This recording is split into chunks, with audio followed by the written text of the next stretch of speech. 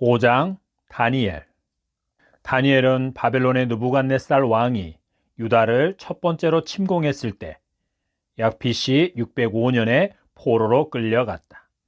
다니엘서는 포로로 끌려간 다니엘을 하나님께서 어떻게 빚으셔서 쓰셨는지를 보여주고 있다. 그렇다고 다니엘서가 위인전기라는 것은 아니다. 위인전기는 그들의 훌륭한 업적을 기억하고 칭송하며 그들을 흠모하게 한다. 그리고 우리도 꿈을 가지고 그들처럼 꿈을 이루기 위한 과정을 열심히 밟으면 그들과 같이 위인이 될 수 있다는 것을 심어준다. 그러나 성경 인물들의 삶은 위인전기가 아니다. 다시 말해 그들의 업적을 칭송하고 그들을 본으로 삼아 우리도 그들과 같이 하면 그들처럼 될 수 있다거나 그들과 같이 하나님께 쓰임을 받고 복을 받을 수 있다는 것을 말해주는 것이 아니다. 만약 이렇게 가르치는 자들, 성경의 인물들을 위인전기식으로 가르치는 자들이 있다면 그들은 하나님 앞에 엎드려 하나님을 아는 은혜를 베풀어 달라고 기도해야 한다. 포로 시기 전후의 예레미야, 에스겔, 에스라, 느헤미야, 그 외 룻기, 에스더 등도 위인전기가 아니다. 이들이 우리의 모범으로 우리도 그들과 같이 될 수 있다는 샘플로 제시된 것이 아니다. 이는 성경에 기록된 하나님의 사람들에게만 해당되는 것이 아니다. 복음이 전해진 이래 오늘에 이르기까지 하나님께 은혜를 받았다고 간증한 모든 사람들에 대해서도 마찬가지다. 앞에서 언급한 인물들에 대한 기록과 그 외 성경의 인물들의 기록은 오늘날 우리 주변에 범람하고 있는 간증집이 아니다. 여기서 잠깐 간증에 대해서 언급하고 넘어가자. 하나님의 도움으로 문제가 해결되고 사업이 번창한 것, 높아진 것, 부유해진 것이 간증인가? 우리도 그들이 하나님의 도움을 받아내기 위해 행한 것처럼 순종하면 하나님께서 우리도 그들과 같이 문제가 해결되고 대박나는 사업을 시작하게 되고 높아지고 부유한 삶을 살게 될 것이라고 말하는 것이 간증인가? 하나님이 하셨습니다. 하나님의 은혜입니다. 하나님께 영광을 돌립니다 라고 말한다고 해서 그가 하는 이야기가 간증이 되는 것은 아니다. 손으로 하늘을 가리는 격이다. 성경 어디에서도 어떤 인물을 통해서든지 이런 간증은 찾아볼 수 없다. 성경을 가르치는 자들이 그런 인물들의 이야기를 위인전기로 만들었을 뿐이다. 성경 인물들은 하나님께서 자신을 나타내시기 위해 택하여 빚으시고 세우신 자들이다. 그 결과 그들을 통해 그들의 삶을 통해 하나님이 어떤 분이신지가 드러나게 되었다. 그들이 자기의 삶 가운데 일어난 일, 예를 들어 잘 되는 일, 높아진 일, 부유하게 되는 일들을 근거로 하나님을 증거하고 있는 것이 아니다. 하나님께서 그들을 통해 그들의 삶 전체를 통해 자기를 나타내신 것이다. 삶의 여정 중에 어느 순간에 잘된 것을 가지고 간증한다고 하면서 하나님을 증거하고 높여드려야 하는 것이 아니라 하나님께서 택하신 자의 삶 전체를 통해 자기를 증거하시고 높임을 받으신다.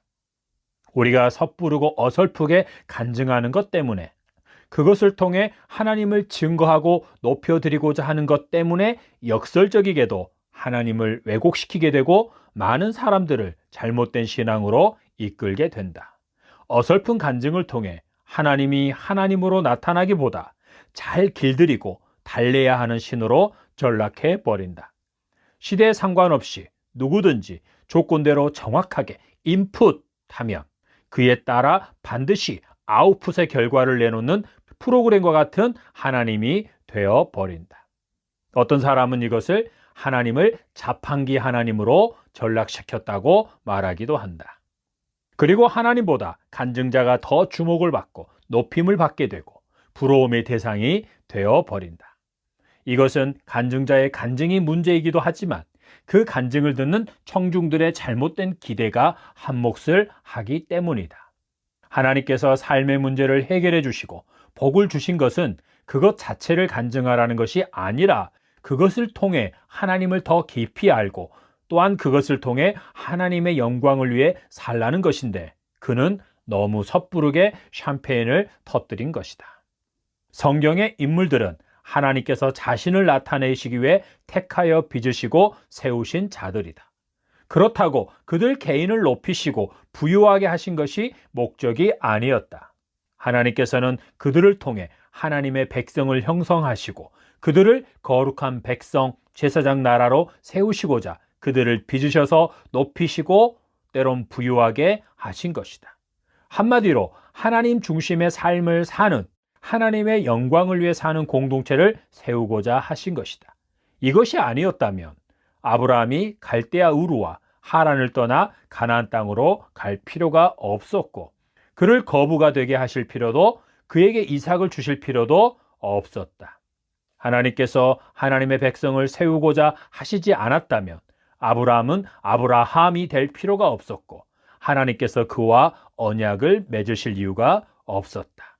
이는 야곱, 요셉 등 모든 인물들의 경우도 마찬가지다. 올바른 간증은 성경의 인물들이 잘 보여주듯이 어려운 문제 가운데서 하나님께 도움을 청해 하나님의 도우심으로 문제가 해결되고 자기가 얻은 결과나 성과물을 말하는 것이 아니다. 해결자가 하나님이시다라고 말하기만 하면 간증이 되는 것이 아니다. 예를 들어 자칭 하나님의 도우심과 은혜로 자기 자녀가 원하는 대학, 좋은 대학에 입학한 것이나 좋은 직장에 취직한 것, 좋은 집안과 결혼을 했다는 것은 간증이 아니다. 그 일 때문에 부모된 자가 새벽기도, 작정기도, 심지어 금식기도를 했다고 하든지 그 일을 위해 얼마의 헌금을 드리면서 기도를 해서 얻은 결과이든지 그것 자체는 간증이 될 수 없다. 잘 되는 것만이 간증이 아니기 때문이기도 하지만 신앙적인 열심의 결과로 주어졌다고는 하지만 그것이 하나님께서 하나님의 뜻을 이루시기 위해 주신 것이라고 단정할 수 없기 때문이다. 불신자들은 어떠한 종교적 행위를 하지 않아도 우리보다 훨씬 더 좋은 결과들을 얻어내고 누리고 있다.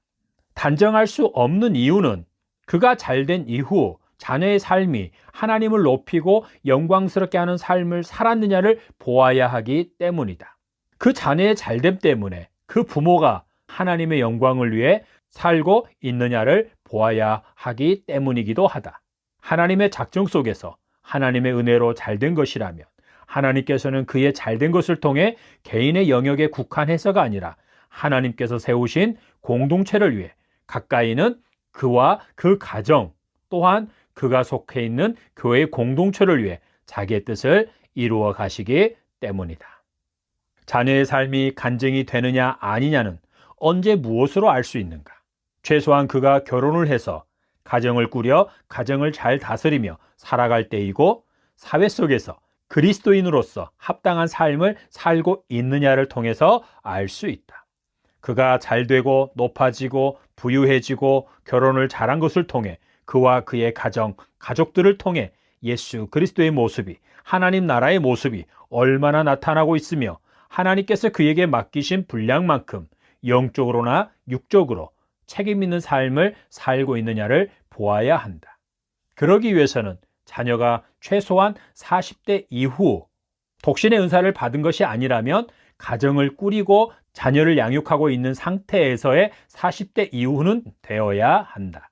그러므로 자녀가 잘된 것 때문에 일명 간증하고 싶어서 입이 간질간질 하더라도 참아야 한다. 그것이 그의 삶에서 어떤 열매를 맺는지를 볼 때까지 기다려야 한다. 잘된 것을 간증하고 싶어 하는 것은 솔직히 말해 자식 자랑하고 싶어 하는 것일 뿐이다.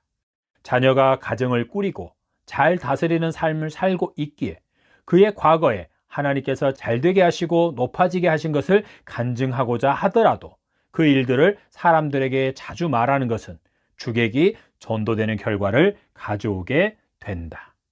설령 그것을 말하게 되더라도 자기가 하나님께 보인 모습, 열심, 또 그로 인해 하나님께서 자기를 통해 행하신 일들이 아니라 하나님을 말해야 한다.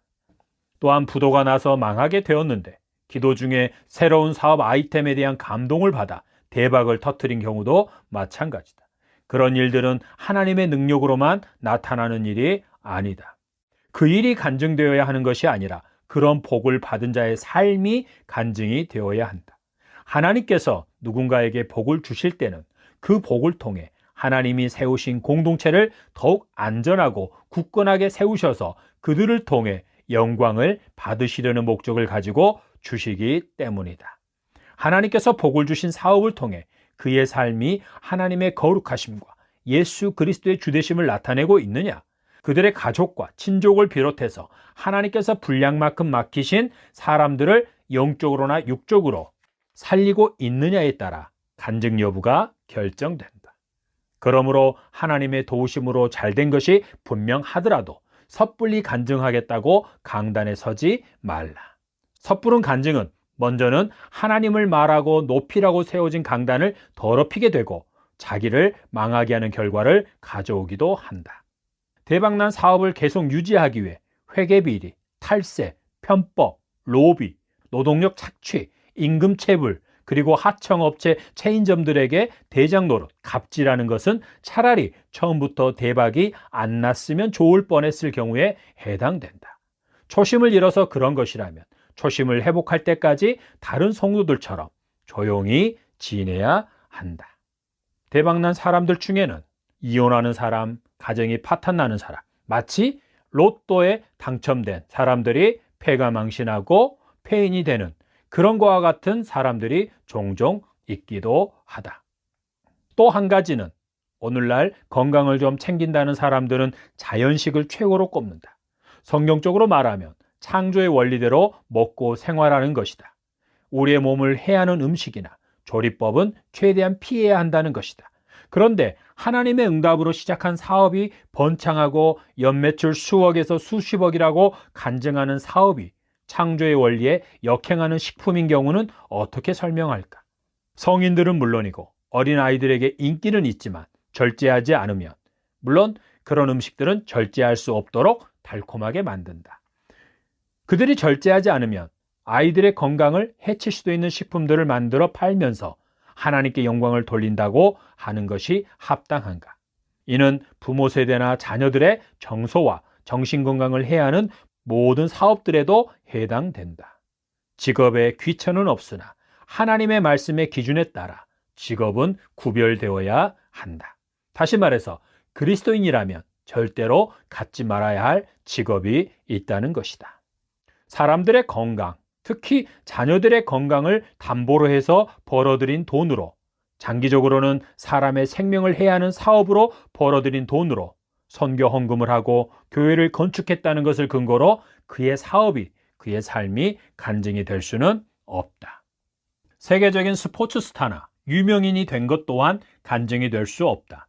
그들이 공적인 자리에서 고백한 하나님께 영광이라는 한마디 때문에 그의 삶이 간증이 될 수는 없다. 그가 스타가 된 것이 사람들이 하나님을 잘 섬기고 예수를 잘 믿어야 하는 이유가 되는 것도 아니다. 이것은 아무리 조심하더라도 복음을 왜곡시킨다. 예수님을 주님으로 믿어야만 하는 이유를 왜곡시킨다는 것이다. 이것이 예수님을 믿어야 하는 이유라면 아브라함이 거부가 되었다는 것, 요셉이 총리가 되고 다윗이 왕이 된 것, 다니엘이 총리가 된 것이 우리가 하나님을 믿고 섬겨야 하는 이유여야 한다. 그러나 그렇지 않다는 것을 잘 알고 있지 않은가? 스타가 되고 유명인이 된 것이 중요한 것이 아니라 그들이 그리스도인답게 살고 있느냐가 중요하다. 공적인 자리에서 하나님께 영광을 돌립니다라고 고백하는 것은 그들이 일상에서, 사생활에서 그들에게 주어진 삶의 자리와 인간관계 속에서 그리스도인답게 사는 것보다 상대적으로 훨씬 더 쉬운 일이다. 스포츠는 스포츠일 뿐이다. 영화는 영화일 뿐이다라는 말로 합리화시키지 말라. 스포츠는 스포츠일 뿐이고 영화는 영화일 뿐이라고 하면서 이율배반적인 신앙생활을 하는 스타나 유명인이라면 그들의 믿음의 분량만큼으로만 대하자. 그들이 스타라고 강단에 세워서 강단을 오염시키지 말자. 만약 그들 중에 강단에 설 만큼의 믿음의 분량이라면 세워도 좋다. 아니, 그는 당연히 강단에 서서 하나님을 말할 수 있다. 만약 오늘날의 간증이 사람들로 하여금 하나님을 경외하고 예수님을 주님으로 모시고 살게 하는 것이라며 하나님은 예수님을 로마 황제 아들로 태어나게 했을 것이다. 그러나 간증을 통해 하나님을 하나님으로 알게 되는 경우는 별로 없다. 하나님을 경외하게 되거나 예수님을 자기의 삶의 주인으로 모시고 살게 하는 경우도 별로 없다. 오히려 하나님을 우상들과 같은 존재로 여기게 만드는 경우가 훨씬 많다. 자판기 하나님으로 인풋을 하면 반드시 그에 따른 아웃풋을 내놓는 프로그램과 같은 하나님으로 여기게 만드는 경우가 훨씬 많다는 것이다. 10걸음 양보에서 예수님은 죄인들의 구원을 위해 십자가에 못 박혀 피 흘려 죽어야만 했기 때문에 죽었다고 하자. 그러면 제자들과 초대 성도들은 유명인들로 구성되어야 하지 않을까? 하나님께서는 자신이 잘 알려지고 사람들로 하여금 예수님을 잘 믿게 할 수 있는 효과적인 방법을 모르셨단 말인가? 하나님께서 오늘날 유명인들, 권세 있는 자들, 정치인들, 재력가들을 서로 강단에 세우려고 하는 우리보다 더 어리석으신 분인가? 정말로 간증자들로부터 간증을 통해 사람들이 긍정적으로든지 부정적으로든지 충격을 받아야만 하고 일명 감동을 받아야만 하나님의 말씀대로 순종하게 된다고 생각하는가? 우리는 은혜로 구원받고 은혜로 성화되어 간다는 것을 믿고 있지 않은가? 하나님께서는 누구든지 공식대로만 하면 잘 될 수 있는 원리를 제시한 적이 없거늘 어떤 이들은 성경에 그런 공식이 있다고 말하고 자기가 그 공식을 찾았다고 하면서 가르친다. 만약 하나님께서 성경을 통해 그런 공식을 알려주셨다면 하나님은 스스로 자신을 우상과 같은 존재로 전락시키신 것이 아니겠는가? 공식을 알게 되면 더 이상 하나님은 필요 없게 된다. 하나님보다 공식이 더 중요하게 된다. 하나님은 공식에 꼼짝 못하는 신이 되어버리기 때문이다. 창조주 하나님, 주권적인 은혜로 모든 피조물들을 다스리시고 인도하시며 자기의 뜻은 반드시 이루시는 하나님은 없게 된다. 그래서인지 오늘날 사람들은 잘 되는 공식을 구할 뿐 하나님을 구하지 않는다. 하나님께 성공의 공식을 알려달라고 할 뿐이다. 그들은 하나님의 말씀 앞에 서는 것보다 섣부른 간증자들의 말에 더 귀를 기울인다. 그것이 교회든지 성공과 잘 되는 방법을 말해주는 세상의 강연장이든지 상관없이 여기저기를 쫓아다닌다. 1%의 상위 그룹에 속하는 자가 되라고. 그래서 세상의 리더가 되어 하나님 나라를 확장하라고. 그래야만 하나님을 영광스럽게 할 수 있다고 가르치는 자들은 나머지 99%를 버린 자들이다. 그러면서도 자기들은 상위 1%를 키우는 자들이고 그들과 함께하는 자라는 착각과 교만과 오만에 빠져 있다. 그러면서 리더 행세를 한다. 그렇다. 그들은 목자장과 함께 동역하는 목자가 아니라 그저 리더일 뿐이다. 세상의 임금은 마귀 사탄이다. 예수님이 재림하시기 전에 그리스도인들이 어느 나라의 지도자가 되어 그 나라를 하나님의 말씀대로 다스리는 일은 없다. 예수님의 나라는 이 세상에 속한 것이 아니다. 예수님께서 대답하시되 내 나라는 이 세상에 속한 것이 아니니라.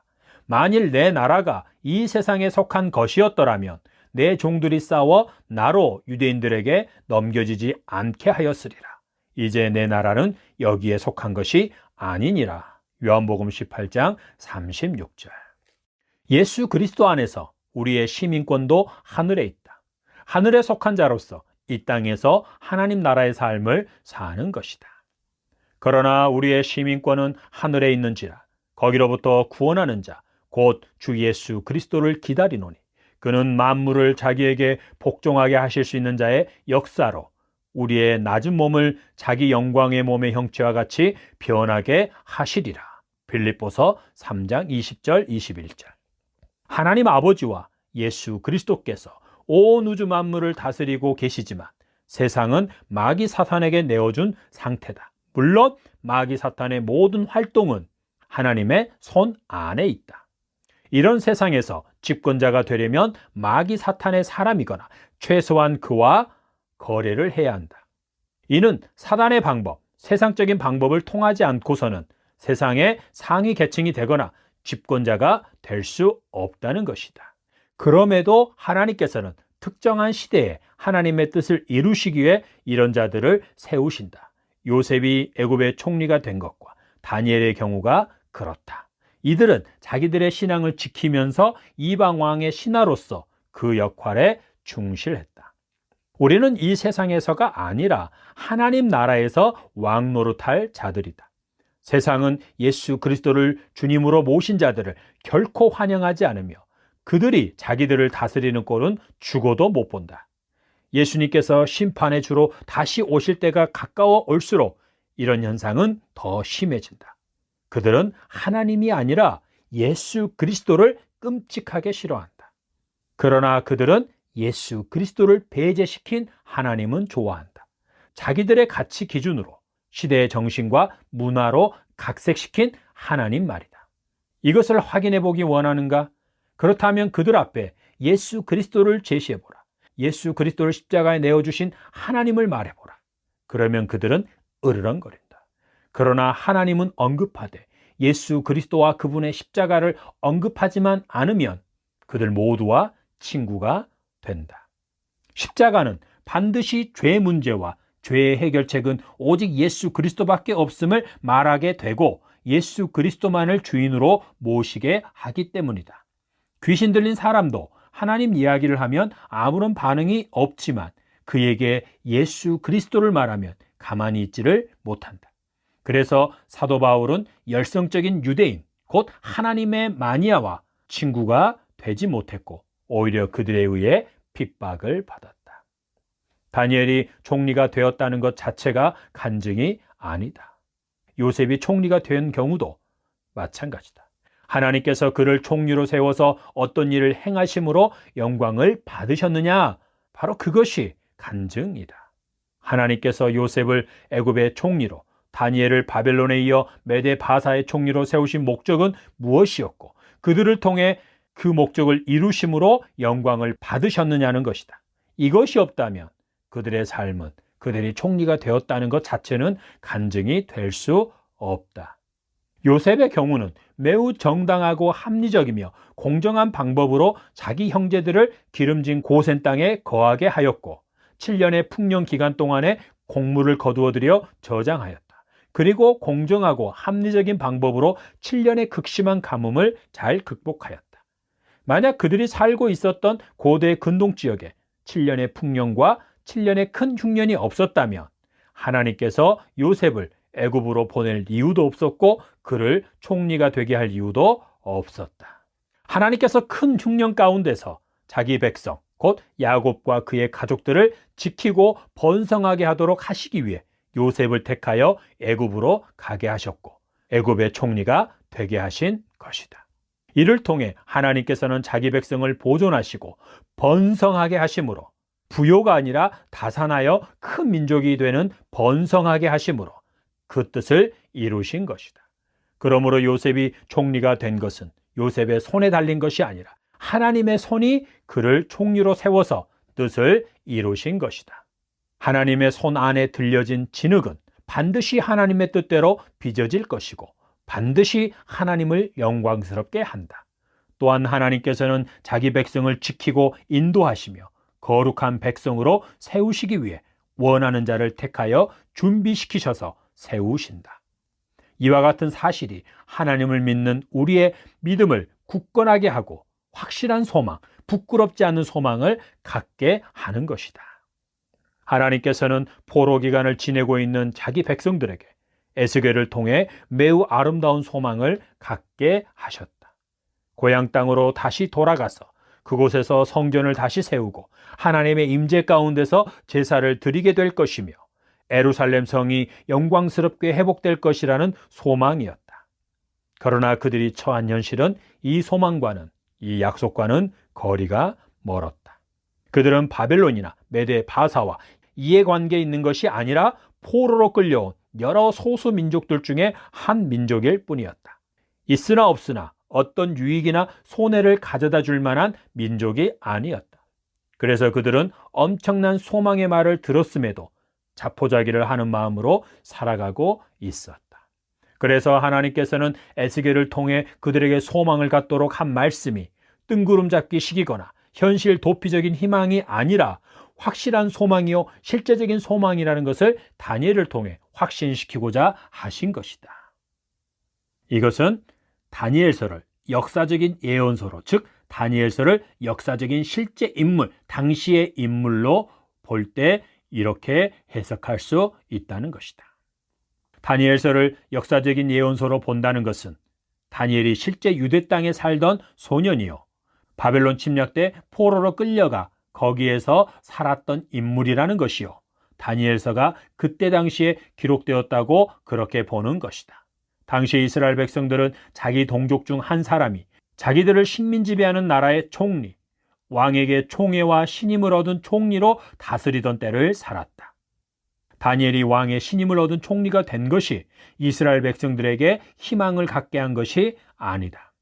자기들에게 유리한 정책이 세워지거나 다니엘이 힘을 써서 자기들이 해방되어 고향으로 돌아갈 수도 있을 것이라는 식의 희망을 갖게 한 것이 아니다. 다니엘이 바사의 제2인자로 있기 때문에 에스겔을 통해 하신 말씀이 이루어질 것이라는 소망을 갖게 된 것도 아니다. 우리는 여기에 대해 너무 지나치게 상상하면 안 된다. 다니엘이 총리가 되었다는 것에 초점을 맞추거나 그가 총리로서 자기 민족을 위해 무언가를 할 수 있는 위치에 올라갔다는 것, 포로로 끌려오는 자가 오히려 식민 지배하는 나라의 총리가 되었다는 것에서 하나님의 위대함이나 이스라엘 백성의 앞날에 대한 소망을 찾으면 안 된다. 다니엘의 경우와 같이 민족을 초월하여 인재를 등용한 일들은 역사 속에서 자주 있었던 일이다. 그럼에도 다니엘이 하나님 신앙이 있었다는 것에 주목하여 그 일에서 하나님의 위대하심과 소망을 찾는 것은 우스운 일이다. 역사적으로 이방인들 중에서 더 많은 인재가 등용되었기 때문이다. 불신자들이 더 많은 성취를 이루고 있는 것에 대해 어쩌다 믿는 자가 그와 같은 성취를 이루었다고 그것에 대해 설레발을 치는 것은 우습다는 것이다. 만약 우리가 이런 수준에 머물고 있다면 하나님 아버지와 예수 그리스도보다 공자나 석가모니, 기타 갖가지 우상들이 더 능력 있는 신들이 되어버린다. 정말 그러한가? 그럼에도 오늘날 우리는 본의 아니게 우상들이 더 능력이 있다고, 세상 신이 더 능력이 있다라고, 하나님 아버지와 우리 주 예수 그리스도보다 그들이 유능한 자를 더 많이 배출한다고 말하는 불경죄를 저지르고 있다. 화로다 나여 망하게 되었도다. 나는 입술이 부정한 사람이요, 나는 입술이 부정한 백성 중에 거주하면서 만군의 여호와이신 왕을 우상들보다 못한 분으로 말하고 가르쳤도다. 우리는 이렇게 회개해야 한다. 다니엘서를 통해 하나님의 위대하심을 보고 앞날에 대한 소망을 확실하게 가지게 되는 이유는 포로인 다니엘을 바벨론의 총리가 되게 했다는 것 때문이 아니다. 그가 총리가 되기까지의 과정을 통해 하나님께서 그를 준비시키시고 그의 삶에 은혜를 베푸신 것과 그 과정에서 다니엘이 하나님을 하나님으로 선포하는 것 때문이다. 또한 다니엘과 세 친구들을 통해 느부갓네살 왕을 비롯해 여러 왕들이 하나님을 하나님으로, 절대 주권자이신 하나님으로 고백하게 되는 것에서 하나님의 위대하심을 발견하고 하나님께서 자기 백성에게 주신 소망이 확실한 소망임을 확신하게 된다. 왕이 대답하여 다니엘에게 이르되 너희 하나님은 참으로 모든 신들의 신이시요 모든 왕의 주제시로다. 내가 능히 이 은밀한 것을 나타내었으니 내 하나님은 또 은밀한 것을 나타내시는 이시로다. 다니엘서 2장 47절. 그 기한이 참에 나 느부갓네살이 하늘을 우러러 보았더니 내 총명이 다시 내게로 돌아온지라. 이에 내가 지극히 높으신 이에게 감사하며 영생하시는 이를 찬양하고 경배하였나니 그 권세는 영원한 권세요 그 나라는 대대에 이르리로다. 땅의 모든 사람들을 없는 것 같이 여기시며 하늘의 군대에든지 땅의 사람에게든지 그는 자기 뜻대로 행하시나니 그의 손을 금하든지 혹시 이르기를 내가 무엇을 하느냐고 할 자가 아무도 없도다.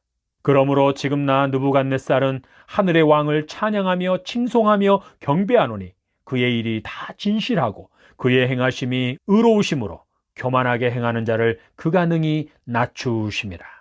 다니엘서 4장 34절, 35절, 37절.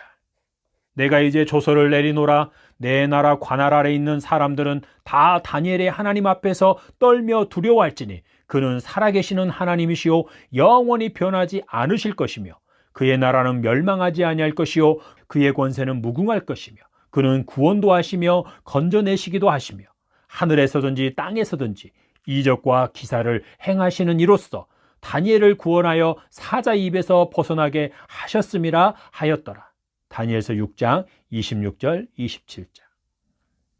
아무리 강력한 나라요, 막강한 권력을 가진 통치자, 심지어 악한 왕일지라도 그가 하나님의 절대 주권 안에 있다는 것을 알고 하나님을 지극히 위대한 신으로 아는 것보다 하나님의 백성들에게, 그들의 통치를 받고 있는, 그들의 식민지 아래 있는 하나님의 백성들에게 확실한 소망을 갖게 하는 것은 없다. 하나님께서 바벨론에서 다니엘을 총리로 세우신 것은 포로 생활을 하는 자기 백성들에게 자기를 알리시고 이로 인해 소망의 확실성을 심어주기 위함이요, 그들을 다시 고향 땅으로 돌아가 그곳에 살게 하고 그들을 자기 백성이 되게 하고 그들의 하나님이 되시기 위함이었다. 에스겔서 36장 28절 참조. 다니엘을 통해서 또는 왕들에게 직접 개입하심으로 그들로 하나님을 하나님으로 알게 하고 고백하게 하신 것은 그들의 통치 아래 있는 자기 백성들이 불안과 염려, 두려움이 아니라 평안함과 안전함 가운데 살면서 소망을 품게 하시기 위함이었다. 이것은 느부갓네살 왕이 다니엘을 모든 지혜자의 어른으로, 세 친구를 지방의 관리로 세운 것과 세 친구를 풀무불에 던진 사건 이후 조서를 내린 것에서도 알 수 있다.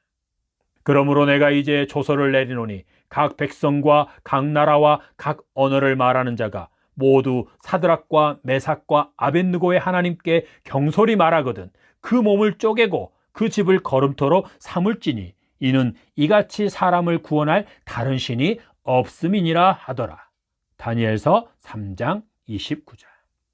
다니엘이 사자굴에 던져졌다가 다시 살아나온 사건 이후 다리오 왕의 조서 내용과 다니엘이 다리오 왕의 시대와 바사 사람 고레스 왕의 시대에 형통하였다는 말씀에서도 백성들이 평안함 가운데 살고 자유롭게 하나님 신앙을 했다는 것을 알 수 있다.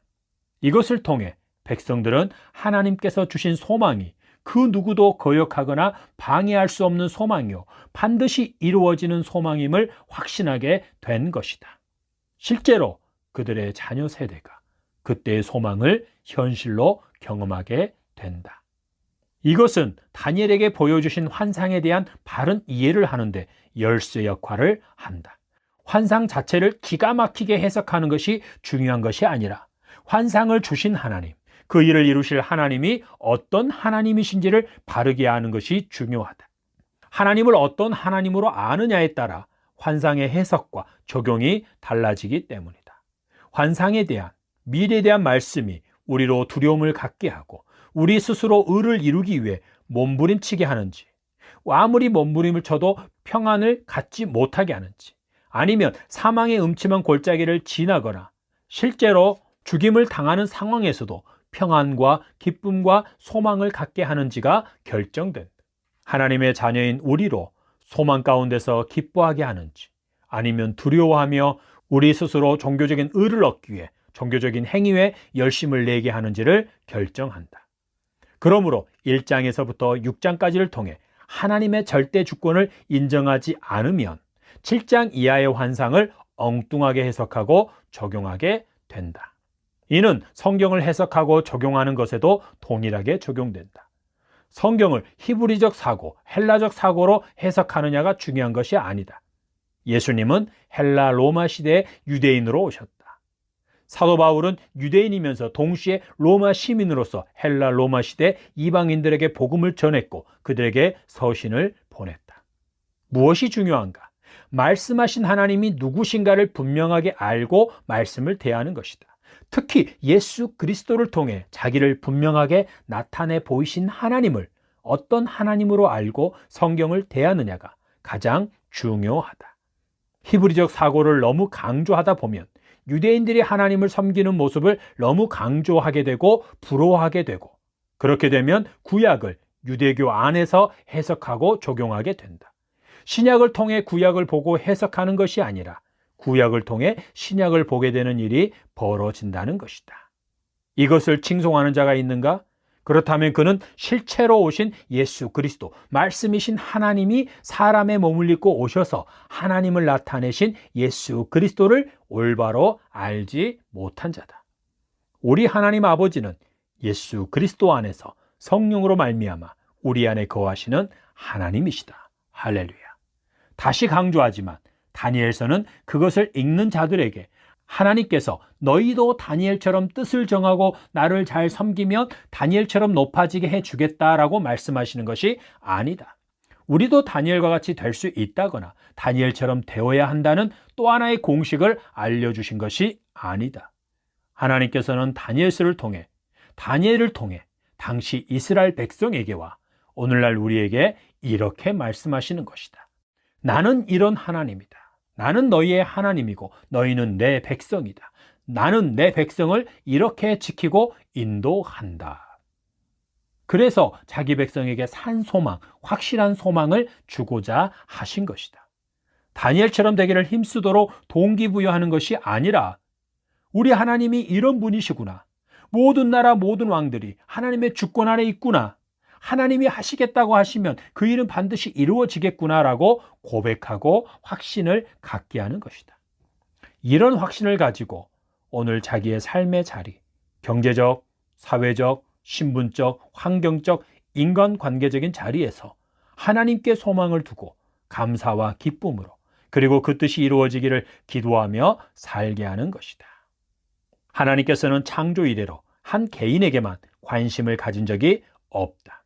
창조 이전부터 이미 하나님의 백성, 제사장의 나라를 염두에 두셨다. 심지어 예수 그리스도 안에서의 하나님의 자녀된 자들과 교회를 염두에 두셨다. 그래서 태초에 천지를 창조하시고 아담과 하와를 지으신 것이다. 이것은 다니엘서를 묵시 문학으로 볼 때 더욱 실감나게 다가온다. 다니엘서를 역사적인 예언서가 아니라 묵시 문학적 관점에서 이해한다고 하는 것은 신구약 중간기, 즉 로마의 억압 가운데 있던 시기에 기록된 종말론적 성격이 강한 책으로 보고 이해한다는 것이다. 이것은 다니엘서를 BC 6세기에 국한시키지 않고 BC 2세기의 역사적 상황에도 동일하게 적용한다는 것이다. 물론 모든 성경의 말씀은 오늘 우리에게 주신 말씀으로 받고 올바르게 해석하여 적용해야 한다. 이는 모세가 출애굽 부모 세대가 받은 말씀을 가나안 땅으로 들어가기 전에 자녀 세대에게 다시 말씀하면서 오늘 너희에게 주신 언약의 말씀이라고 한 것과 같다. 신명기 5장 3절 참조. 특별히 묵시 문학으로서의 다니엘서는 신구약 중간기인 암흑시대, 하나님의 계시가 그 누구를 통해서도 오지 않던 시대에 한 줄기 빛과 같은 소망을 갖게 하는 책이었다. 요한계시록이 엄청난 핍박을 받던 초대교회 성도들에게 궁극적인 승리를 확신시키면서 소망을 갖고 인내로 승리하게 했던 것처럼 말이다. 다니엘서를 역사적 예언서로 볼 때와 묵시문학적 관점으로 볼 때의 기록된 시기는 서로 다르지만 백성들이 처한 역사적 상황은 거의 동일했다. 바벨론 포로기와 신구약 중간기에 하나님의 백성들이 처한 상황은 크게 다르지 않았다는 말이다. 다니엘서를 묵시문학으로 볼 경우 큰 특징은 다니엘서의 탈역사화와 비역사화라는 것이다. 다시 말해서 다니엘서는 하나님의 백성들이 처한 모든 시대, 모든 상황에 적용이 가능하며 그 상황을 해석하고 그 상황 가운데 있는 백성들에게 방향을 제시하는 책이라는 것이다. 이는 다니엘서가 계시록의 모판이 되어 초대교회 성도들을 위로하고 소망을 갖게 한 것과 같다. 다니엘서가 그림자로서 하나님의 백성들에게 하나님이 어떤 분이신지를 나타내고 그로 인해 확실한 소망을 갖게 한 책이라면 요한계시록은 실체로 오신 예수 그리스도 안에 있는 자들에게 완전한 소망, 산 소망, 궁극적이고 완전한 승리를 확신하게 하는 책이다. 다니엘서는 바벨론 포로 시기에 있던 백성들에게만이 아니라 신구약 중간기에 로마의 식민 지배를 받던 백성들에게도 큰 위로와 소망을 갖게 하는 책이다. 더불어 계시록도 당시에 핍박을 받던 초대 교회에만 해당되는 책이 아니라 시대를 초월하여 역사를 초월하여 모든 그리스도인들과 주님의 몸된 교회의 모든 상황에 적용 가능한 책이다. 그래서 다니엘서는 위인전기가 아니다. 간증집이 아니다. 우리가 본받아야 할 인물, 되어야만 하는 인물의 표본으로서 다니엘이 제시된 것이 아니며 잘되는 삶의 공식을 제시한 것도 아니다. 그러나 우리는 학생들과 청년들, 자녀를 둔 부모들을 향해 다니엘과 새 친구에게 초점을 맞추어서 설교하거나 가르친다. 다니엘과 새 친구들처럼 믿음으로 뜻을 정하여 살면 그들과 같이 된다는 것이다.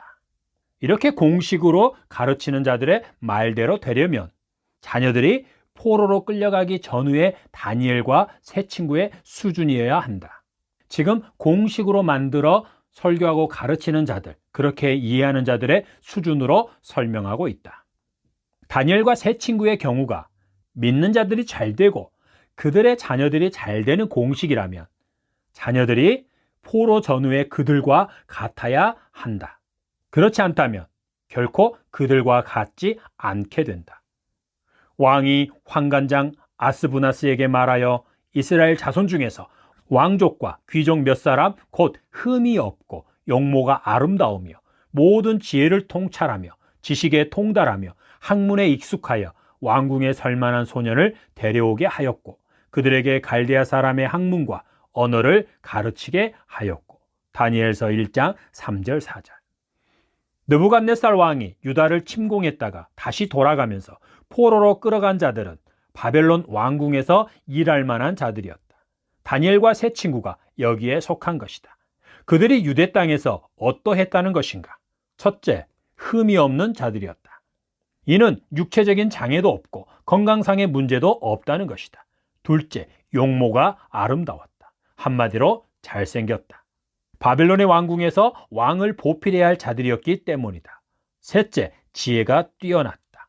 넷째, 지식에 통달한 자였다. 이는 당시 다니엘의 나이대의 학문을 통달한 자였다는 것이다.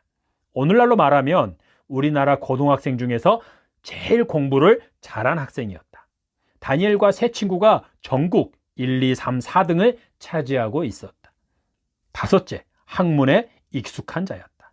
어떤 학문이든지 습득하는 능력이 뛰어났다는 것이다.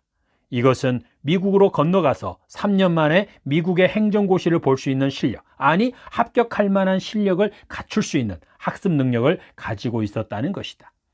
느부갓네살 왕은 유대 젊은이들 중에 이렇게 탁월한 자들만을 포로로 데려간 것이다. 그리고 이런 학문적인 탁월함 위에 하나님께서 바벨론의 학문을 주시고 모든 서적을 깨닫게 하시고 지혜를 주셨고 모든 환상과 꿈을 깨달아 아는 자가 되게 하신 것이다.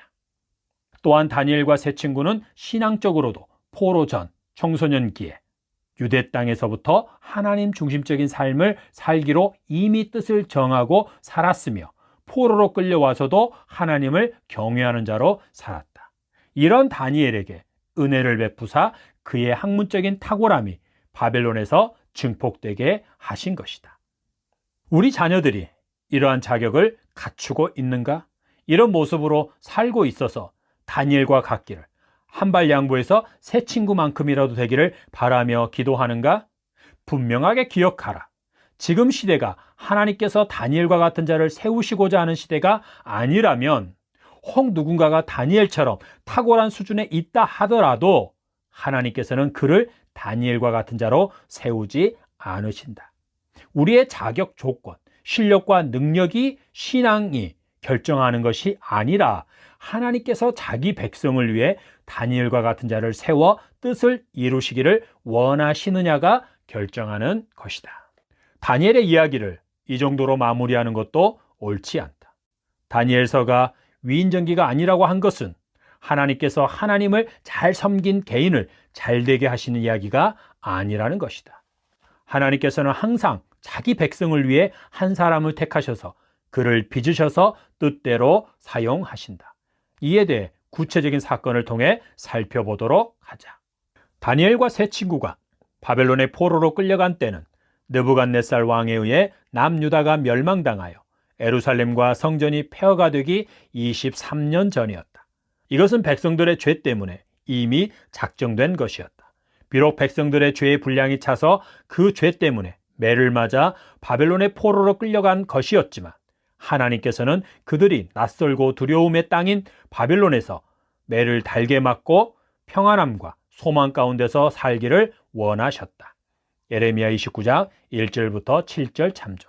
그래서 23년 전에 예루살렘과 성전이 완전히 폐허가 되기 23년 전에 다니엘과 세 친구, 곧 남유다의 자녀들 중에서 영육간에 가장 뛰어난 자들을 미리 바벨론으로 가게 하신 것이다.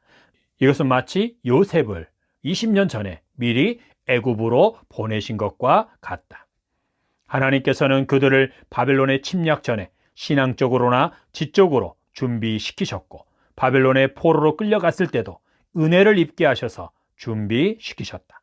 다시 강조하지만 포로로 끌려간 유대인 중에 믿음이 좋은 몇 사람이 하나님의 은혜로 총리가 되고 높은 지위를 얻게 되었다는 이야기가 아니다. 하나님께서 택하여 사용하신 인물들을 이런 세속적인 공식, 곧 내가 잘되고 자녀가 잘되는 공식, 복을 받는 공식, 부유하게 되는 공식으로 만들어 설교하고 가르치는 것은 신성 모독적인 일이다. 이런 자들의 입을 하나님께서 속히 막으시기를 간절히 기도한다. 하나님을 공식 속에 가두지 말라. 하나님께서는 잘되는 공식을 알려주신 적이 없으시며 그런 공식 속에 갇히시는 분도 아니다.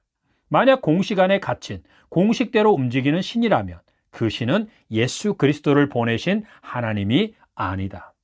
하나님께서는 하나님의 손에 의해 매를 맞은 자기 백성을 위해 가족을 잃고 형제를 잃은 슬픔과 고향 땅이 폐허가 되는 고통을 안고 포로로 끌려올 자기 백성이 바벨론에서 평안함과 소망 가운데 살도록 하기 위해 다니엘과 세 친구를 미리 총리로 지방 관리로 높이셔서 자기 백성을 맞이할 준비를 하신 것이다.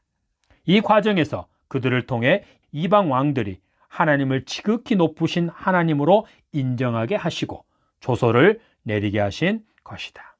다니엘 1장에서 하나님은 3년의 교육 기간을 통해 다니엘과 세 친구들에게 학문을 주시고 모든 서적을 깨닫게 하시고 지혜를 주셨고 다니엘에게는 특별히 모든 환상과 꿈을 깨달아 알게 하셨다. 그래서 왕이 그들을 불러 검증했을 때 그들이 다른 사람들보다 10배나 탁월하여 왕 앞에 서서 왕을 섬기는 자가 되게 한다. 다니엘과 세 친구들은 이제 막 신하가 된 것이다.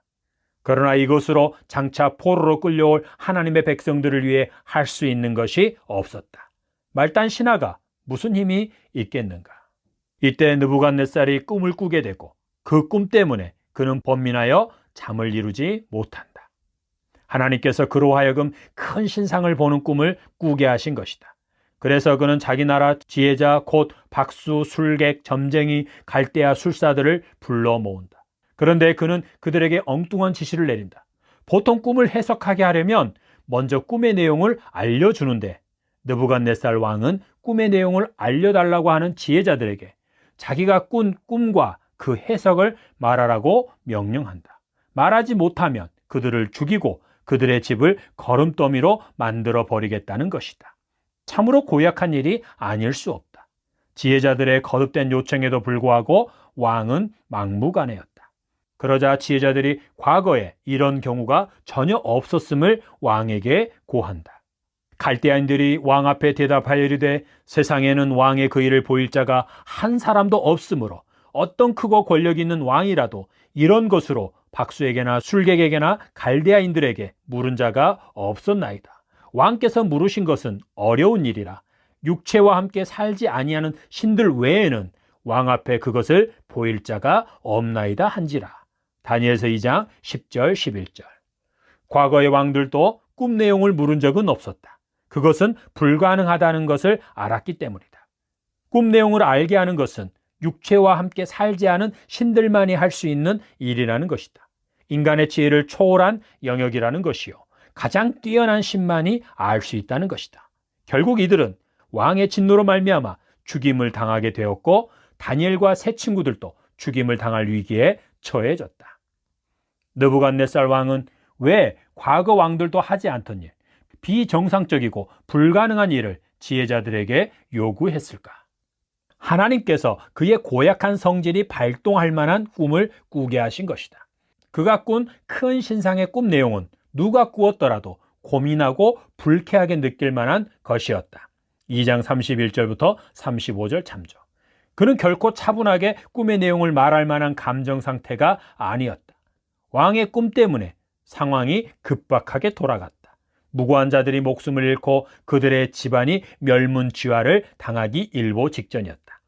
근위대장 아리옥이 먼저 불려갔던 지혜자들을 죽이러 가는 길에 다니엘이 그를 만나 상황을 묻고 왕에게 말미를 청한다. 다니엘은 새 친구들에게 알리고 기도한다. 하나님께서는 그에게 환상으로 왕의 꿈과 해석을 알려주셨다. 그래서 그는 하나님께 감사와 찬송을 올려드리고 왕에게 나아가 꿈의 내용과 해석을 왕에게 구한다. 이때 다니엘이 왕에게 꿈에 대해 말하기 전에 한 말을 갈대아 술사들이 한 말과 대조해 보라. 다니엘이 왕 앞에 대답하여 이르되 왕이 물으신 바 은밀한 것은 지혜자나 술객이나 박수나 점쟁이가 능히 왕께 보일 수 없으되 오직 은밀한 것을 나타내실 이는 하늘에 계신 하나님이시라. 그가 느부갓네살 왕에게 후일에 될 일을 알게 하셨나이다. 다니엘서 2장 27절 28절. 내게 이 은밀한 것을 나타내심은 내 지혜가 모든 사람보다 낫기 때문이 아니라 오직 그 해석을 왕에게 알려서 왕이 마음으로 생각하던 것을 왕에게 알려주려 하심이니이다. 다니엘서 2장 30절. 그리고 꿈 내용을 말하고 그에 따른 해석도 하나님을 절대의 주권자로 언급하며 말한다. 다니엘의 해석을 다 들은 느부갓네살 왕은 이때도 엉뚱한 행동을 한다. 왕이 신하 앞에 엎드려 절한 것이다. 그리고 그는 다니엘의 하나님을 모든 신들의 신으로 모든 왕의 주제로 고백하고 다니엘을 바벨론 온 지방을 다스리며 모든 지혜자의 어른으로 삼았다. 또한 다니엘의 청거를 받아들여 새 친구들을 지방 관리로 임명한다. 하나님께서는 훗날 자기 백성들의 안정과 평안을 위해 다니엘을 말단 신하에서 최고 어른으로 높이셨고 새 친구들도 지방 관리가 되게 하셨다. 새 친구들은 지방 관리로 임명은 받았지만 아직 그리 높은 지위를 갖지는 못했다. 중앙정부의 총리의 역할이 1차적으로는 중요하지만 실제적으로는 지방 관리가 더 실제적인 도움을 준다. 그러기에 새 친구들은 지방에서 더 막강한 권세를 가져야 했다. 이스라엘 백성들은 지방으로 끌려와서 그곳에서 살게 될 것이기 때문이다. 약 10여 년이 지난 때 남유다가 완전히 멸망을 당하고 유다 백성들이 바벨론으로 포로로 끌려오는 시기에 느부갓네살 왕이 또 한 번의 사고를 친다. 그가 금으로 신상을 세운 것이다. 10여 년이 지나면서 그는 고구려의 광개토 대왕처럼 더 많은 나라, 민족들을 정복하여 영토를 더 많이 확장했을 것이고 그들로부터 진귀한 것들을 조공으로 거둬들이고 있었을 것이다. 이것은 그를 교만하게 만들기에 충분했다. 그래서 그는 자기를 위해 자기의 통치력을 더욱 견고하게 하고 막강한 군주로서 숭배를 받기 위해 금으로 신상을 만든 것이다. 북한에서 김일성, 김정은이 북한 전국에 자기들의 동상을 세운 것과 같다. 종교를 통해 국민들을 지배하는 것은 정치적인 권력만으로 지배하는 것보다 훨씬 더 강력하고 효과적이다. 금 신상을 세운 느부갓네살 왕은 모든 신하들을 낙성식에 참석하게 하여 금 신상에게 절을 하도록 했다. 절하지 않는 자는 맹렬히 타는 풀무불에 던져 넣어 태워 죽이겠다는 명령이 내려진 상태이기에 모든 신하들은 신호에 맞춰 금 신상에게 절을 했다. 느부갓네살 왕의 교만은 하늘을 찌를 듯 했다. 그래서 갈대아 사람들이 새 친구를 참소할 때, 고소할 때 왕이 매우 노하고 분하게 여긴 것이다. 왕의 명령대로 끌려온 새 친구들에게 왕은 다시 잘 준비해서 금신상에게 절하라고 하면서 그렇지 않으면 풀무불 가운데 던질 것이고 그 가운데서 그들을 건져낼 신이 누구겠느냐 하고 위협하였다. 왕의 위협에도 불구하고 새 친구들은 이렇게 대답한다. 사드락과 메삭과 아벳느고가 왕에게 대답하여 이르되 느부갓네살이여, 우리가 이 일에 대하여 왕에게 대답할 필요가 없나이다. 왕이여, 우리가 섬기는 하나님이 계시다면 우리를 맹렬히 타는 풀무불 가운데서 능히 건져내시겠고 왕의 손에서도 건져내시리이다. 그렇게 하지 아니하실지라도 왕이여, 우리가 왕의 신들을 섬기지 아니하고 왕이 세우신 금 신상에게 절하지도 아니할 줄을 아옵소서. 다니엘서 3장 16절부터 18절. 너희를 건져낼 신이 누구겠느냐라고 조롱한 왕에게 우리가 섬기는 하나님이 능히 건져내실 것입니다. 그렇게 하지 않으실지라도 우리는 하나님만 섬길 것입니다 라고 대답하고 있다. 여기서 우리가 섬기는 하나님이 계시다면 이라고 번역한 표현과 어감은 나를 매우 불쾌하게 한다. 오히려 개역 한글에 우리가 섬기는 우리 하나님이 이라고 번역하는 것이 옳다. 만약 하나님이 계시다면이 무엇인가? 무신론자가 위기에 벗어나기 위해서 독백처럼 하는 소리로 번역해 놓았다. 이 번역은 반드시 고쳐져야 한다. 이후의 사건 전개는 우리가 잘 알고 있다. 세 친구들은 머리털도 걸리지 아니하였고 불탄 냄새도 나지 않은 상태로 풀무불에서 걸어서 나왔다. 느부갓네살 왕의 반응은 어떠했는가? 자기를 위해 금신상을 만들고 자기의 통치권을 더욱 견고하게 세우고자 했던 왕이 어떻게 반응했는가? 느부갓네살이 말하여 이르되 사드락과 메삭과 아벳느고의 하나님을 찬송할지로다. 그가 그의 천사를 보내사 자기를 의뢰하고 그들의 몸을 바쳐 왕의 명령을 거역하고 그 하나님 밖에는 다른 신을 섬기지 아니하며 그에게 절하지 아니한 종들을 구원하셨도다. 다니엘서 3장 28절. 그리고 이어서 강력한 조서를 내린다. 그러므로 내가 이 조서를 내리노니 각 백성과 각 나라와 각 언어를 말하는 자가 모두 사드락과 메삭과 아벳느고의 하나님께 경솔히 말하거든 그 몸을 쪼개고 그 집을 거름토로 삼을지니 이는 이같이 사람을 구원할 다른 신이 없음이니라 하더라. 다니엘서 3장 29절. 또한 느부갓네살 왕은 이미 지방의 관리로 있던 세 친구들에게 더욱 강력한 권한을 부여해 주었다.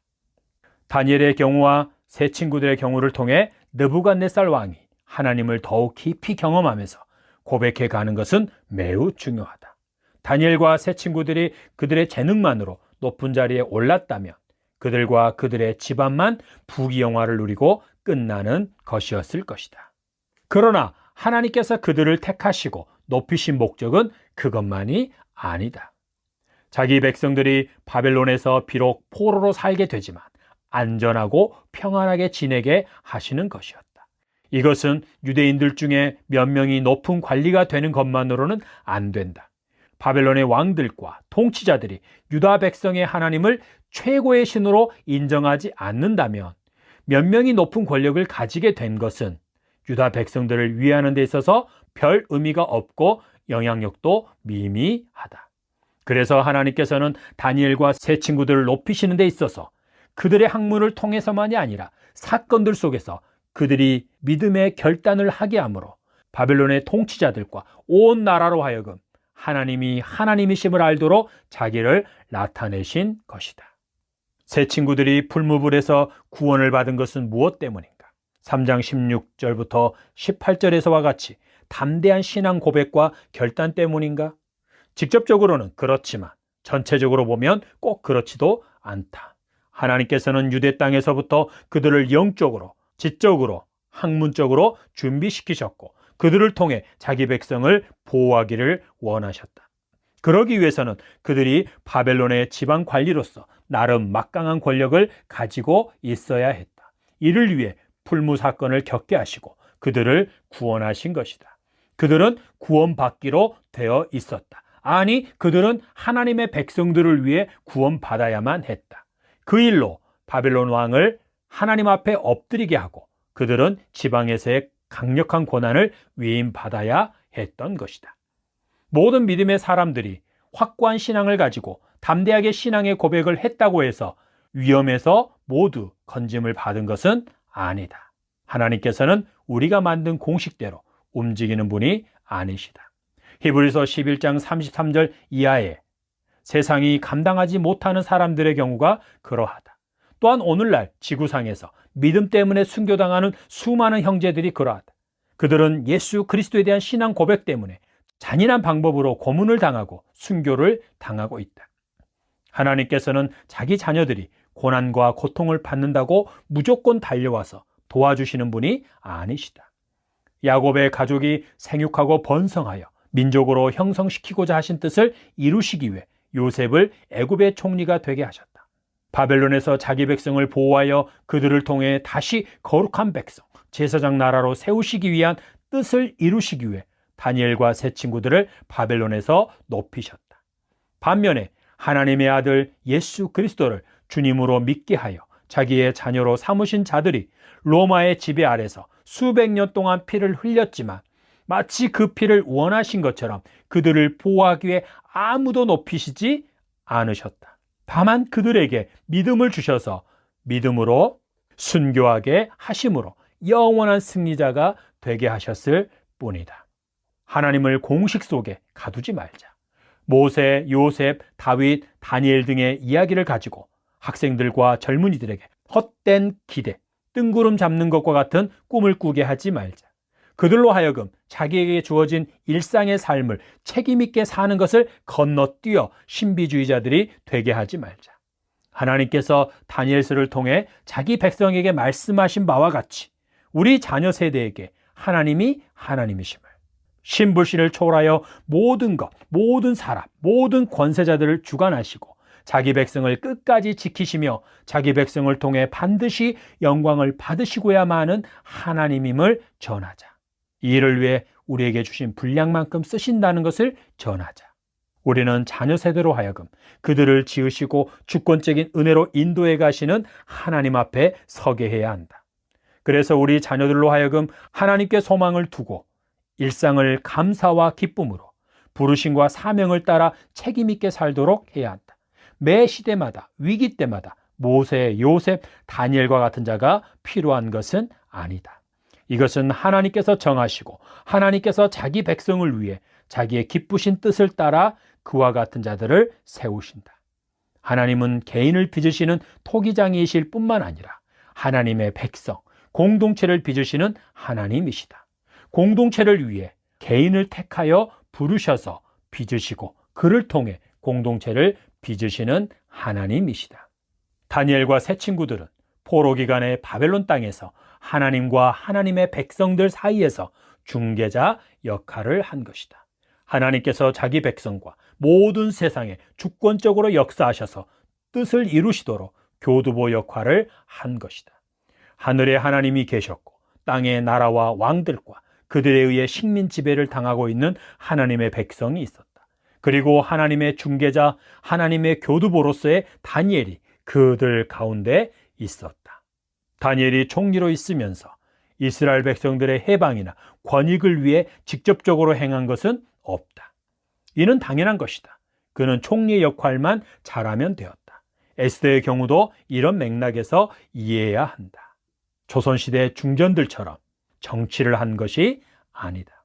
다니엘은 하나님을 경외하는 총리로서 이방 나라의 총리직을 충실하게 수행하면 되었다. 그 외의 일, 포로 생활하는 백성들의 안전과 해방은 하나님이 하실 일이다. 이것은 다니엘이 바벨론 메대 바사에서 하나님께서 역사하실 수 있도록 통로로서 터를 닦는 삶을 살았다는 것이고, 다시 말해서 자기 민족의 구원을 위한 토대를 쌓았다는 것이고, 그 터 위에 하나님께서 자기 백성을 위해 신불신을 초월하여 이방 나라, 이방 왕들에게 개입하신 것이다. 다니엘은 고레스 왕 원년까지 있으니라. 다니엘서 1장 21절. 바사의 고레스 왕 원년에 여호와께서 에레미야 입으로 하신 말씀을 이루시려고 여호와께서 바사의 고레스 왕의 마음을 감동시키시매 그가 온 나라에 공포도 하고 초소도 내려 이르되 바사 왕 고레스가 이같이 말하노니 하늘의 신 여호와께서 세상 만국을 내게 주셨고 나에게 명령하여 유다 예루살렘에 성전을 건축하라 하셨나니 너희 중에 그의 백성된 자는 다 올라갈지어다. 너희 하나님 여호와께서 함께 하시기를 원하노라 하였더라. 아멘. 역대하 36장 22절, 23절.